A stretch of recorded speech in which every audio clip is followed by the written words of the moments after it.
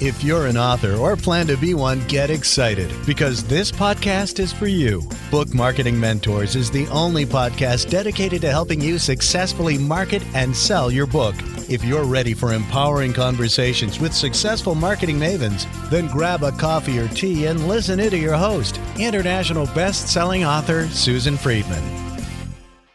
Welcome to Book Marketing Mentors, the weekly podcast where you learn proven strategies, tools, ideas, and tips from the masters. Every week, I introduce you to a marketing master who will share their expertise to help you market and sell more books. Today, my special guest is Sandra Beatty. Since 2017, Sandra has been practicing conversion copywriting. She studied under two of Amy Porterfield's copywriters. She's edited and ghostwritten several books and is a published children's author under the pseudonym Mrs. B. Her predominant area of expertise is website conversion copywriting and strategies to convert visitors into business leads. Her clientele consists of service-based businesses and, more recently, home services. Sandra, what a pleasure it is to welcome you to the show, and thank you for being this week's expert and mentor. Thank you, Susan. I appreciate you having me. Well, you and I have had some incredible conversations about websites, and I've attended several of your training sessions, and you're such a wealth of knowledge when it comes to websites and what works, what doesn't work. Let's start off with a question that I get so frequently, and that is, should I have a book website or should I have an author website? If one of my clients came to you with that question, what would you tell them? I would tell them to have both. It depends on how many books they have had, how much of their business is focused on being an author as opposed to using the book to establish their credibility. For example, if predominantly you want to be well known because of the books you've written, maybe that's the majority part of your business as opposed to consulting or speaking, then I would say for sure have an author website. If the book is more related to a credibility or authority piece, but you're not really trying to make money from your book or your books, then I would say landing pages, I would start with that because it becomes here's a place to get the book, but it's an appendage to my bigger website, which is really about my consulting and speaking and the other things that you do. Yeah, it just depends on the situation. Like I said, what the business strategy is, where you're really wanting to make your income, and how much does this book need to be featured as part of that entire strategy. When you say maybe have both, could you in fact have them under different tabs on the website? Maybe, let's say, the author website where, as you rightly said, featuring your main business, which may be speaking, training, coaching, and then maybe having another tab that leads you to a landing page for the book or more about the book. Could you incorporate the two? Like I said, if you have a main website where people are coming for consulting and stuff, then I wouldn't say you should have then an author part of your navigation, an author, and then another one for your books. I'd probably combine them in that case. So it would be like your main website with your name. Let's just say it's Susan Friedman. Susan Friedman does consulting and speaking, and she has books. So in the tabs, I would then have, here's the speaking, here's consulting, here's books that I've had. Does that answer your question? I think it does. It absolutely does. Because, yes, I mean, it's costly maybe to have a website and to have it designed nicely. And you want to make the most of it, but yet not overwhelm people with what's on it. Talk to us more about, the landing page is just so important on a website. Talk to us, what should be on that landing page? That landing page is very, very important. One of the biggest questions that need to be answered on that landing page is, why should I buy your book? Basically, people are looking for an answer to a problem that they have. Perhaps they're trying to achieve they're at point A, trying to get to point B, and they're not sure how to do it. But really, it's what's in it for me, or why should I choose your book over someone else who speaks on the same topic? That landing page has to do a really good job in terms of answering that question. And there's many, many ways that question can get answered. It's an unconscious question people are asking in the back of their mind. They may not be consciously, but definitely unconsciously, they're wondering, should I invest time, attention, and money into buying your book? Why should I? You need to convince them that you're the person that can help them with this problem. There's so many different ways of doing that. Testimonials is one, any kind of certifications or any kind of proof of authority or other pieces, things you can do, but really answering for them how you're going to help them, identifying with them, look, I really understand your problem, and saying it in a way that they really get it. You want to get their heads nodding on that landing page where they feel like you get them. And look, I can help you with this without giving obviously away all of the book details. You really want to give credibility that you can help them get from A to B. You can help them solve their problem. It's always great to stand back, take a look at that landing page, and ask yourself, have I built a case for this person to buy my book? That is what people are looking for. They want you to convince them that, yes, I can help you with this problem. And so that basically using trust signals, like I said, using testimonials, using logos, using perhaps excerpts from your book or results you've gotten for clients. That's another one you could put out, especially if you are talking about a topic, and you would be talking about a topic that you have in real life and in real time, perhaps you have gotten results for people. You want to put that kind of information, that kind of data, or that kind of proof that the reason you've written the book in the first place is because you've gotten experience and results for people in your business. That's another great thing to add to that landing page. If you can add statistics in terms of how many people you've worked with, what kind of results they achieve, depending on the topic of your book. So, for example, if you're a business coach, maybe you, on average, are able to help people increase their revenue by X amount. Things like that, like these little tidbits of proof that your book can help them because you have actually executed these things you're teaching in real life and people have gotten results from it. And based on that, what I'm hearing is too, that maybe if they're not ready to necessarily buy your services at this point, buying the book, there's valuable information in that book that will help convince you that, hey, I'm the right person to work with because I've got the expertise, I've written the book's giving me credibility in that area. Yes, you're not only necessarily selling the book, but really, the money is in your services, speaking, training, coaching, because I always tell clients, it's like you're not going to get rich necessarily on the book, but the book is going to help you get rich through other bigger opportunities, which usually come in the form of the speaking, coaching, and training. Would you agree with that? Absolutely. And I think there's an important process here that you've mentioned is that book landing page could be, and often is, people's first introduction to you, depending how many books you've written and whatnot. But the point is, it's an easy first step for most people to take to invest $30 into a book. That's all that page's purpose is. It is to get them to trust you enough to give their credit card, whatever, say, I'm going to buy this book. And within that book is your opportunity to then open the door to perhaps then working with you. So it's this whole kind of a path stepping stone, how this book and this landing page can work into the bigger strategy of trying to actually get more clients. I think it's a really important point to bring out is that each part of this process has its own purpose, and you only really should be honing in on that one purpose. Your book landing page isn't to get clients.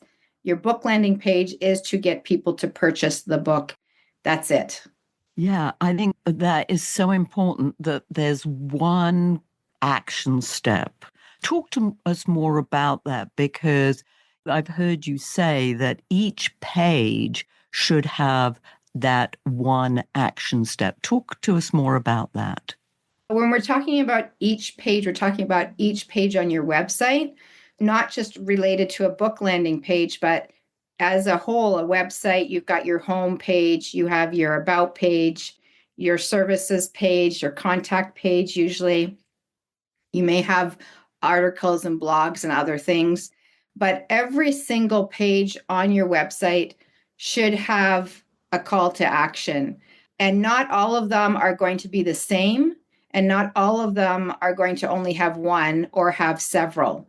It depends on the purpose of the page. So, for example, I think of a homepage when it comes just to call to action buttons as like a mall directory where you are looking on the mall directory, you're selecting where you're going to go from there. You give people lots of different options on your homepage. Usually you'll talk about a little bit of snippet about you, and they can then go to your about page. Maybe you have some lead magnets on your homepage that they can either download or that takes them to a landing page for your lead magnets. It will have check out my services, and it will take them to your service page. So your homepage, like I said, is like that mall directory.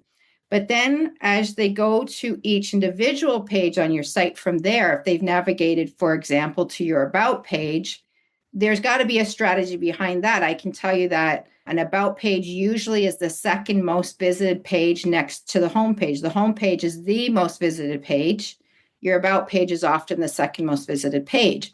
You don't necessarily want to only have one call to action. You can have one call to action on your about page, but what people are generally doing is they're checking you out and they want to learn a little bit more about you. So you might then lead them to a lead magnet from your about page and maybe check out your services. You're just kind of giving them some options on your about page, but less options than your home page. Then when they navigate to your service page, that is where you want to be very clear on having one call to action here.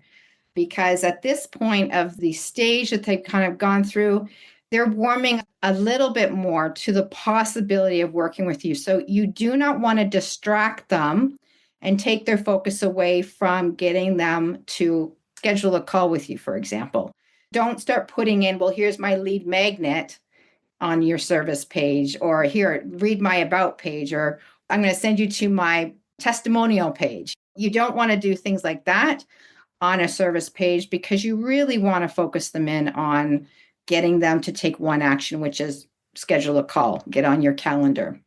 Same thing with the lead magnet. If you're sending people to get your free video series, for example, don't distract them by putting other calls to actions to maybe check you out on your about or to check out your services. Just get them to download that lead magnet. When it comes to each page on your website, you just need to know what the strategy is for each page and how you're going to take people into a journey to open their mind to the possibility of working with you. That's really important that you understand that 97% of people coming to your website are going to be tire kickers. They're curious. They're exploring the possibility. So just keep that in mind as part of your strategy, that just because they've come to your website doesn't mean they immediately want to have a call with you. You've got to be kind of, like I said, taking them through a journey, but then keeping them focused on taking specific actions when they land on pages that signal to them, I'm more open to getting on your email list, or I'm more open to scheduling a call with you. If I'm hearing you correctly, they've really checked you out quite a bit before they make that critical move to have a conversation. Yes, it's easier to sign up for a lead magnet, a freebie, whatever you're offering, than it is to say, hey, I want to schedule a call with you. Would you agree with that? Exactly. Absolutely. And that's where I know a lot of people do not like social media.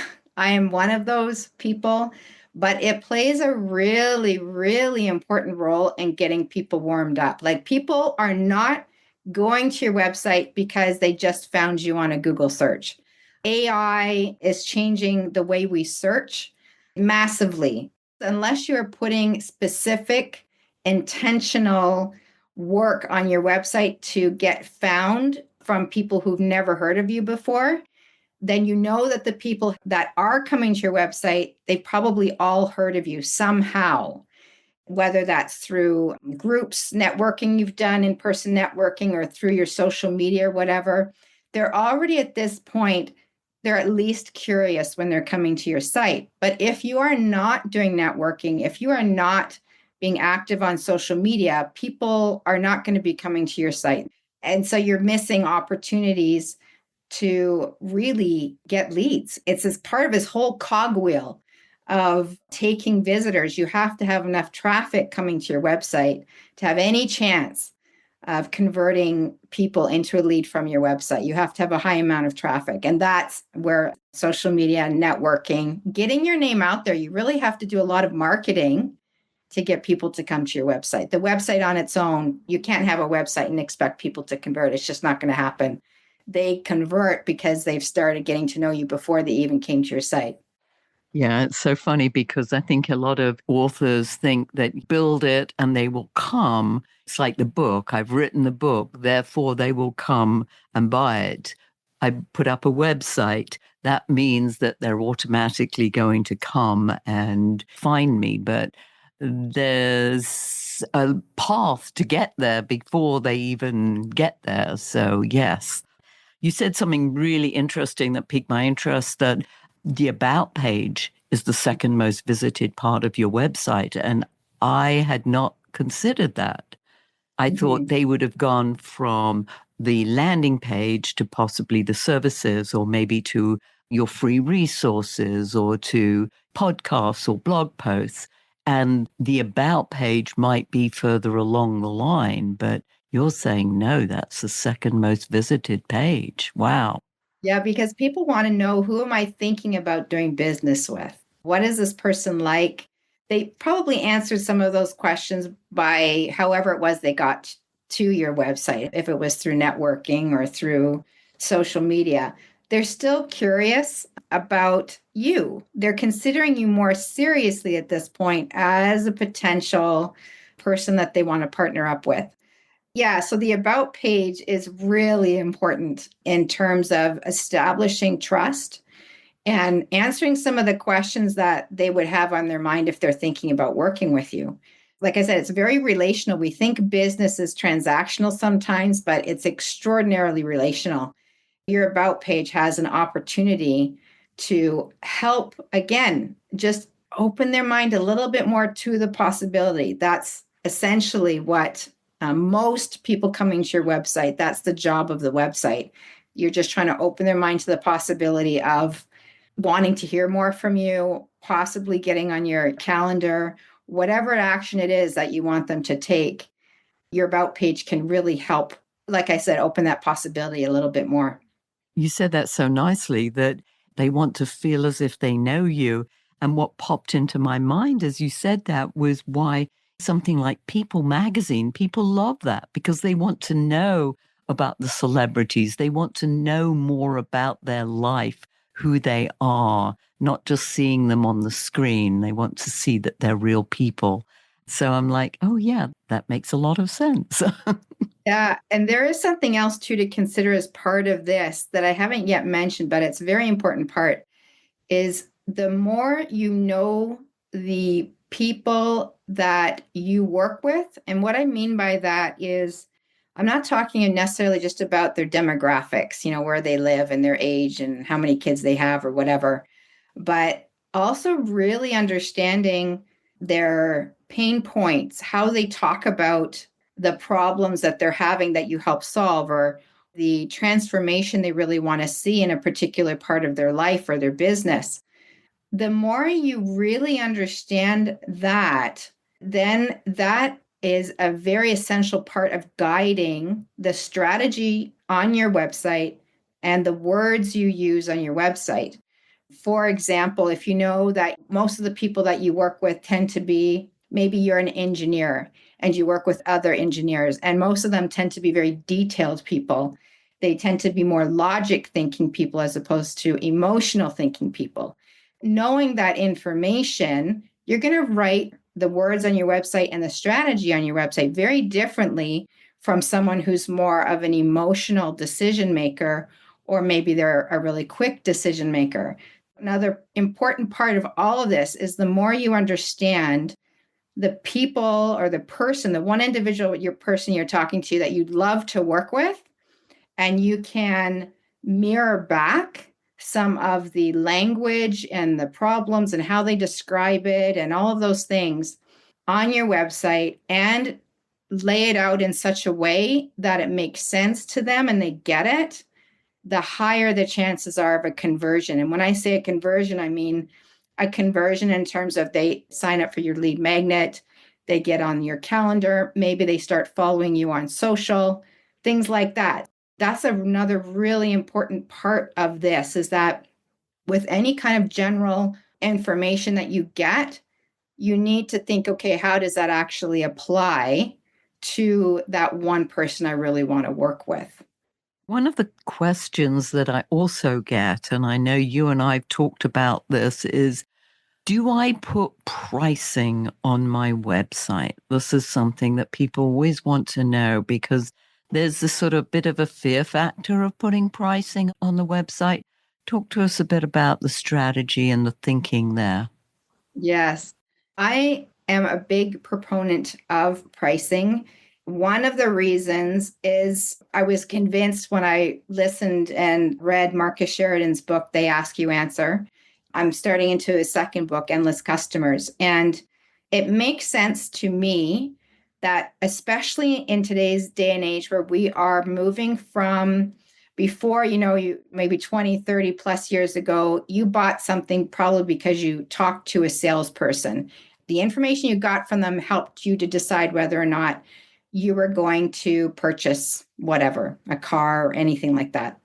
But the landscape has changed so much. People want to be informed before they make a decision, and they don't want to talk to anybody to help make that decision. And the internet and having so many things accessible to us at our fingertips has helped us to be able to get questions answered before we even need to speak to anybody. Pricing factors in because we know that that is probably the top 1 to 2 questions on people's minds when they're considering something. They want to know how much it costs. If you are in an industry where people are not putting their pricing up, then you have an excellent opportunity to be different from everybody else, to be transparent with your pricing, because that's what people want anyway. If you think about it, going to a store and you're considering one couch over another, and you're equally thinking that you would be happy with either one, you think, but one has the price and one doesn't, you're far more likely to buy the one that has the price because it's easier. It's an easier decision than to find somebody who can tell you what the price is of the other couch. It's too much work. So it's the same thing when it comes to your website. People want to know how much it's going to cost to work with you. And if other people are putting their prices up and you're the only one who's not putting your prices up, you're just digging a grave for yourself. You're saying it actually feels like you would be hiding something because you don't have an opportunity to have a face-to-face conversation with somebody at this point.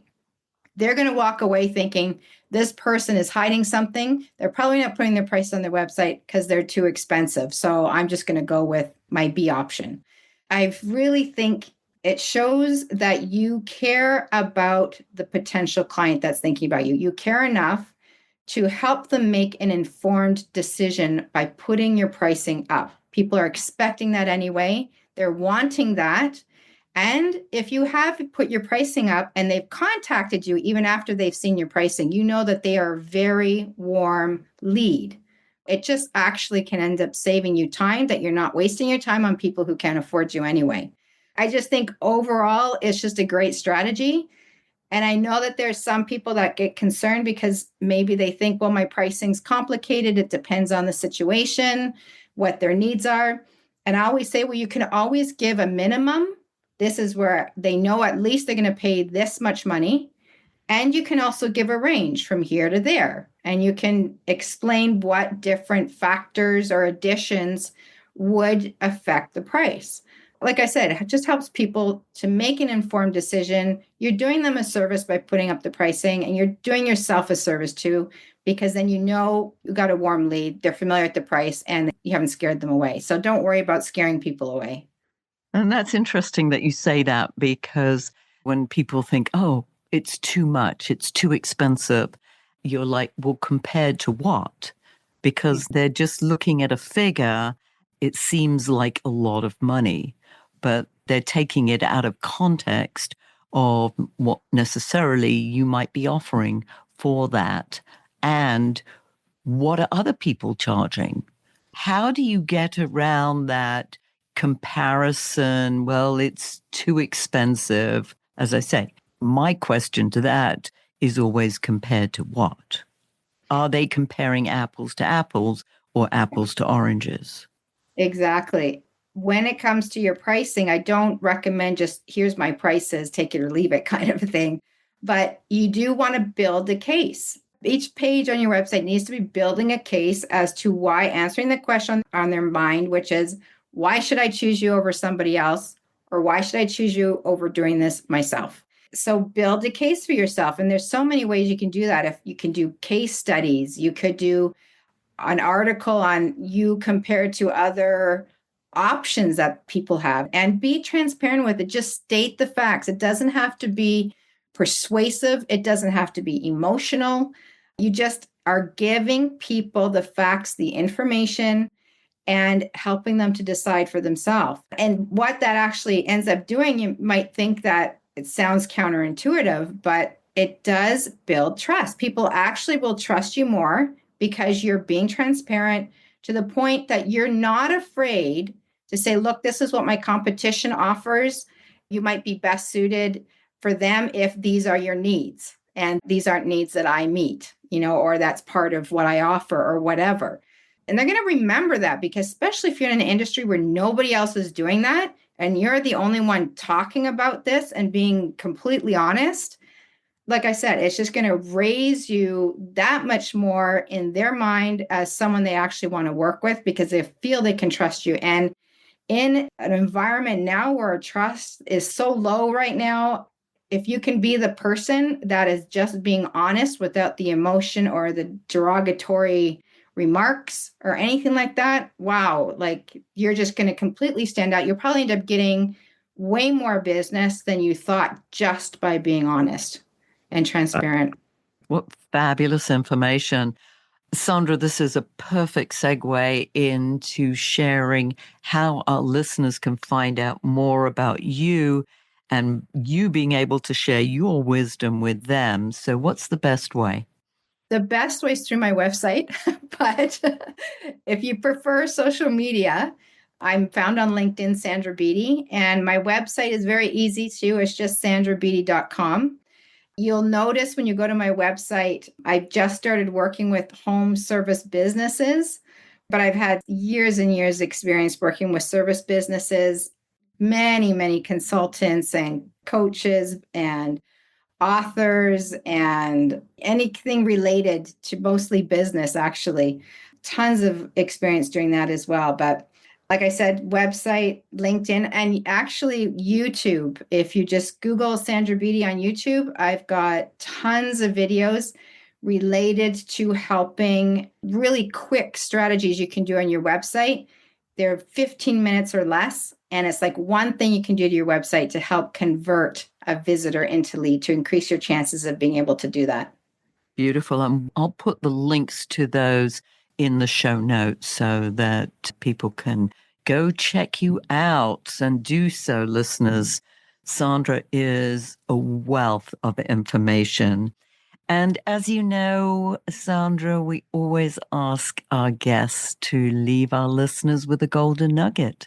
What's yours?